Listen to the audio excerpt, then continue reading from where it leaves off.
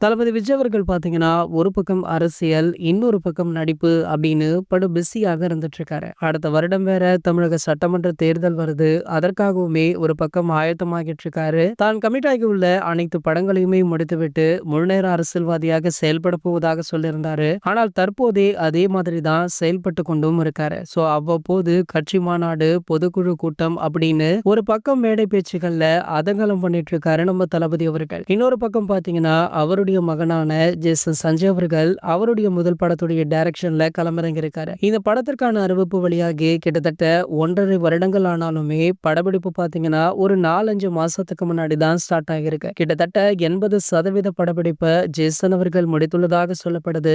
இந்த படத்துல சந்தீப் கிஷன் அவர்கள் ஹீரோவாக நடிக்கிறாரு. நம்ம தமன் அவர்கள் இசையமைக்கிறார் அப்படின்றது அனைவருக்குமே தெரிந்த விஷயம் தான். இந்த நிலையில பாத்தீங்கன்னா இந்த படத்துல தளபதி விஜய் அவர்கள் ஒரு கெஸ்ட் ரோல் பண்ணுவதாக ஒரு செய்தி சமூக வலைத்தளங்கள்ல வைரலுமே ஆகிட்டு இருக்கு. அப்படி பார்க்கையில நம்ம விஜய் சாருக்கு இந்த திரைப்படம் தான் கடைசி திரைப்படம் அப்படின்னுமே சொல்லப்படுது. தன்னுடைய மகனுக்காக தளபதி விஜய் அவர்கள் கெஸ்ட் ரோல் பண்ணுவதை அறிந்த ரசிகர்கள், பிரபலங்கள் இவருக்கு வாழ்த்துக்களை தெரிவிச்சிட்டு இருக்காங்க. இது போன்ற சினிமா செய்திகளை பத்தி நீங்க உடனே தெரிஞ்சுக்க நம்மளுடைய தளபதி 360 அப்படின்ற நம்ம சேனலை சப்ஸ்கிரைப் பண்ணிக்கோங்க.